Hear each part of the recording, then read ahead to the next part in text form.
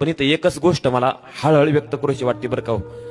मी ज्यावेळेस मरण क्षमा मागून बोलतो ही गोष्ट, ज्यावेळेस माझी राजांची गाठ भेट होईल ना, मी पहिल्यांदा देवाशी भांडण की असं म्हटलं जातं बरं का की संत तुकाराम महाराज ज्यावेळेस वैकुंठ गमनाला गेले, असं म्हणतात गरुड पक्षी आला होता आणि ते वैकुंठाला त्या गरुड पक्षीवर बसून तुकाराम महाराज वैकुंठाला गेले. असं सांगितलं जातं की मुक्ताई माऊली ज्ञानेश्वर माऊलींची बहीण, विजाचा कडकडाट झाला ती माऊली मुक्ताई आमची विजेच त्या कडकडाट लुप्त झाली. सीतामाया पुन्हा गोदात घेतलं त्या धरती मातेने सीतामायाला.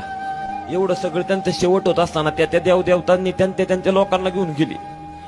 माझे शंभूराजांनी काय केलं होतं, ज्यावेळी डोळ्यात पर लालबुंद तापलेल्या सळ्या घालायला आलेत लोक, कान तोडतात ते, हात तोडतात ते, कानात उकळतं शिचवळतं ते, मिठाचं पाणी दादांनो एवढं सगळं होत असताना अरे माझ्या शंभूराजांना न्यायला कुणीच कसं नाही आलं दादांनो.